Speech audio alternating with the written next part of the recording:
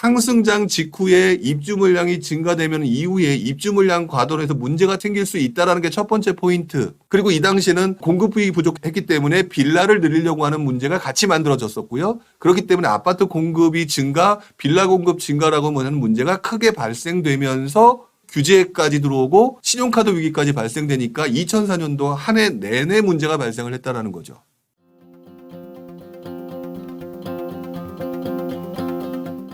자, 과거에는 어땠나? 이제부터 이제 과거의 역사 부분을 조금 오늘 길게 설명을 좀 드려야 될 것 같은데요. 자, 보시게 되면 시커멓게 나와 있는 부분이 지난 역전선언이 나타났던 상황들을 보여드리는 겁니다.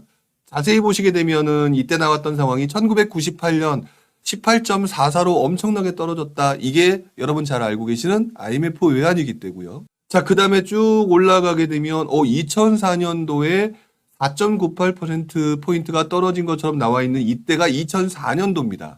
자, 그리고 난 다음에 지금 보시게 되면은 지금 현재 상황이 이런 상황으로 나타나게 되겠죠.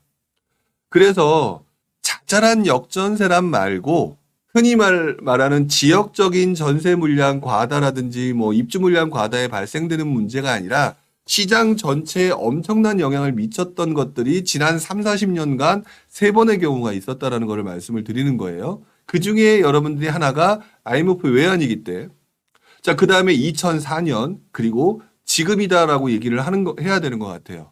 자, 근데 IMF 외환위기라고 하는 때를 생각을 해보게 되면은요, 그때는 말 그대로 전국적인 한 번도 경험해보지 못한 단군 이래 최대의 위기였잖아요. 그랬기 때문에 그때 당시에는 되게 좀 다른 상황이었다고 말씀을 드릴 수 있어요. 왜 그러냐면 그때 상황보다 제가 좀 더 자세하게 말씀을 드릴 수 있는 게 2004년 좀 이따 말씀을 드릴 내용인데 일단은 97년 외환위기 당시 이전에는요. 집값이 살아나고 있던 상황이었었어요. 92년, 93년 요때 5대 신도시가 입주를 하면서 80년대 후반에 급등하던 집값이 갑자기 200만 호가 입주를 시작을 함으로 인해서 집값이 안정화됐고요. 이것들이 어느 정도 안정화된 상태로 꽤 오랫동안 가다가 96년, 97년에 상승장이 다시 한번 시작되는 상황이 돌입하던 상황에 외부 충격이 왔던 상황이었거든요. 그래서 저는 개인적으로 혼자 이렇게 생각을 합니다. 외환위기가 오지 않았더라면 저는 97년, 98년 요때는 집값이 급등했을 가능성이 되게 높았다라고 보는 상황이에요. 자, 그랬는데 많은 사람들이 회사에서 밀려나고 뭐하고 이러면서 집을 사거나 또는 전세를 들어가기가 굉장히 어려웠던 상황, 그냥 가만히 있는 상황, 즉 외부 충격적인 요인에서 굉장히 큰 충격이 왔다 보니까 공급도 무너졌지만 수요 자체가 굉장히 문제가 되었던 것들이 이때. 자, 이런 상황이 발생되니까 시장은 어떤 행동을 했느냐? 98년 김대중 정부가 들어오고 난 다음에 매매시장 활성화 또는 집을 사라라고 하는 그런 대책들이 나오면서 바로 그래프에서 나오죠. 즉시 반등하는 모습으로 나타나게 됩니다. 99년, 즉 98년도에는 18.44라고 떨어졌다가 99년에 16.78로 즉시 회복되는 모습으로 나타나죠. 시장 자체는 완성되어 있었는데 외부 충격에 의해서 떨어진 것들은 급격히 원래대로 회복된다라는 것들을 보여드리는 거고요. 자, 그런데 오히려 지금 상황하고 비슷하다라고 느껴지는 것은 2004년입니다. 2004년도 모습을 보게 되면은요, 일단 99년도에 집값이 이제 전세 가격이 회복되기 시작합니다. 즉 어느 정도 회복되기 시작을 하고요. 시작이 회복되니까 집 사도 되겠네라는 생각을 했었죠. 사람들이 몰려들기 시작을 하면서 집값이 막 급등을 했어요. 급등을 했던 상황에서 그러면 그 직전의 장에서 공급이 부족했잖아요. 그러니까 집값이 올랐단 말이에요. 집값이 올랐으니까 건설사들이 어떻게 해요? 집을 열심히 짓죠. 그렇다면 집을 열심히 짓는 상황이니까 그 다음번에 어떤 상황이 되느냐. 2, 3년 후에 입주 물량 지역적인 과다 지역이 나올 수밖에 없는 상황이 99년에 집을 지었다면 2002년, 2003년도에 문제가 되는 거잖아요.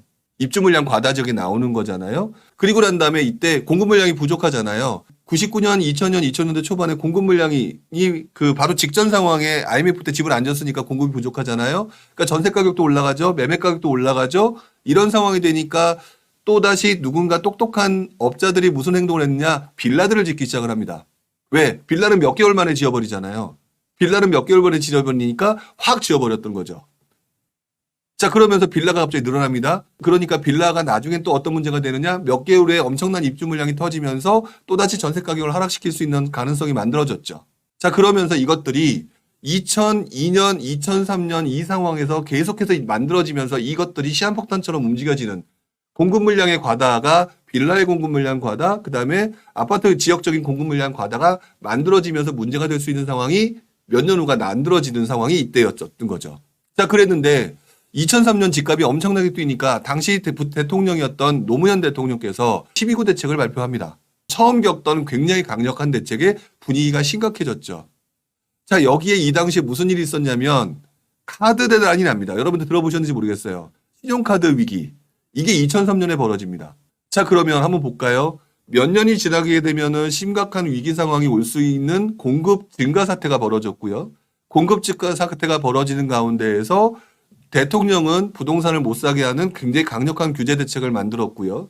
여기에서 외부 충격이 뭐였냐? 신용카드 위기라고 하는 상황이 발생을 하겠다. 자, 그러면 갑자기 시장 분위기가 급격히 위축되겠죠? 한 대를 맞아도 힘들어 죽겠는데 두세 대를 맞고 구조적으로 물량들이 늘어날 수밖에 없는 상황. 그래서 2004년도에 급격히 떨어지게 되는 겁니다. 자, 상승장 직후에 입주 물량이 증가되면 이후에 입주 물량 과도로해서 문제가 생길 수 있다는 게 첫 번째 포인트. 그리고 이 당시에는 공급이 부족했기 때문에 빌라를 늘리려고 하는 문제가 같이 만들어졌었고요. 그렇기 때문에 아파트 공급이 증가, 빌라 공급 증가라고 하는 문제가 크게 발생되면서 여기에 규제까지 들어오고 신용카드 위기까지 발생되니까 2004년도 한 해 내내 문제가 발생을 했다는 거죠. 자, 이해가 되시는 건가요? 자, 그런 상황에서 2005년도와 6년도를 보게 되면은 완벽하게는 아니지만 그래프를 보게 되면 4.98로 2004년도에 떨어졌죠. 물론 IMF 때랑 다른 상황입니다. 떨어졌는데 그 이후에 거의 비슷한 수준으로 다시 오르죠. 즉 그때 발생된 문제, 신용카드 위기는 그 이후에 열심히 정부가 노력하고 여러분들이 노력한 결과 해결이 됩니다. 자, 2004년도에 너무 심각하게 분위기가 안 좋으니까 규제 완화가 다시 시작이 됩니다. 여러분들 그 내용을 잘 몰라. 2004년에 노무현 대통령이 계속 규제를 계속했다라고 생각하시는데 그때 잠시 규제 완화를 합니다. 너무 분위기가 안 좋아져 버리니까. 그래서 규제 완화가 되고 이러면서 2005년도, 2006년도에 다시 한번 분위기가 돌아오면서 회복되죠. 즉 무슨 말을 하고 싶은 거냐. 98년도도 역전세란이 생각보다 빨리 해결이 됐고요.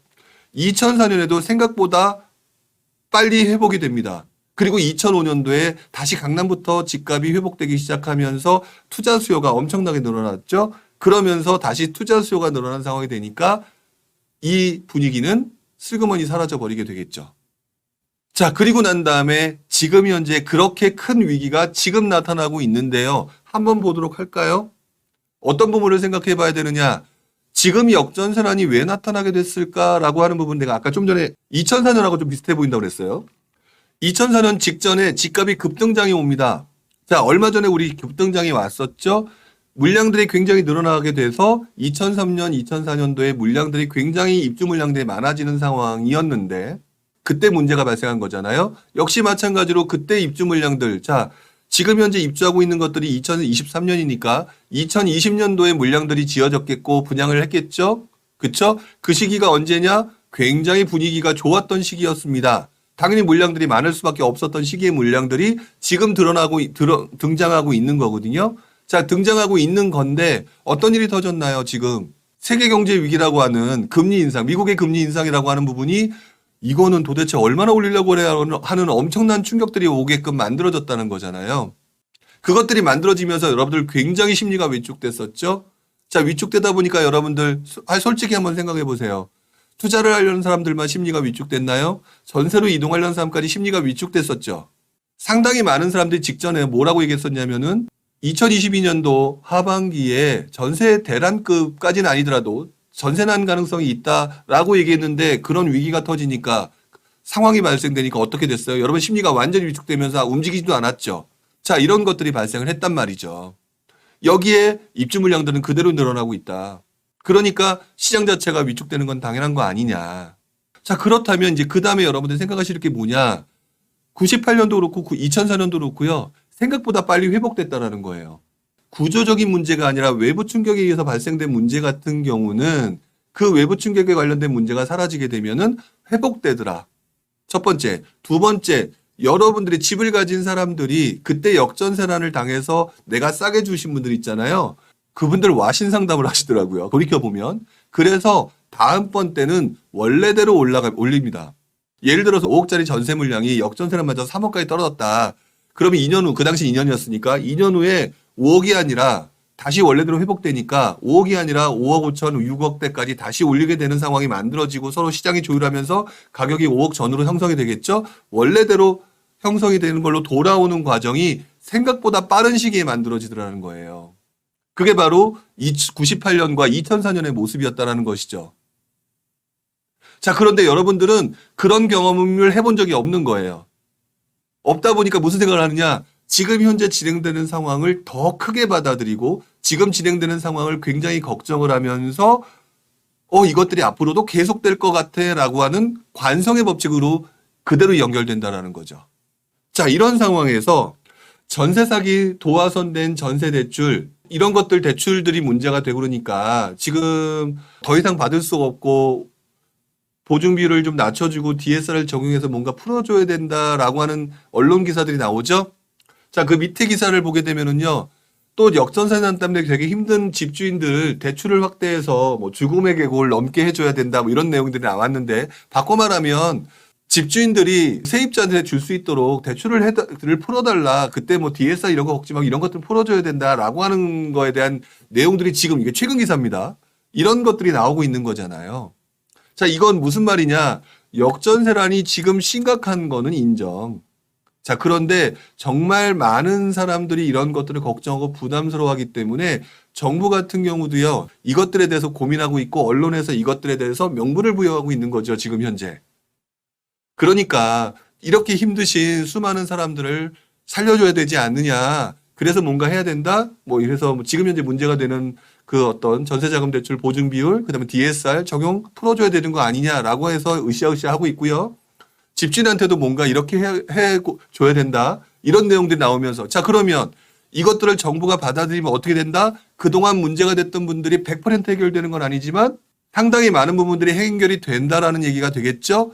가능성이 있다는 얘기가 되겠죠. 이것들이 해결되게 되면 지금 우리가 크게 와닿는 이 부분이 나중에 어떻게 되느냐? 과거의 얘기처럼 사라질 수가 있다라는 거죠. 자, 그러면 무엇을 봐야 돼요? 앞으로 이런 부분들이 발생됐을지 고민해 보겠다라고 하는 부분들이 나올지, 정부는 어떤 행동을 할지 지켜봐야 된다는 거죠. 자, 그런 가운데에서 기저에서 흘러들어가는 그런 부분들을 좀 지켜봐야 된다.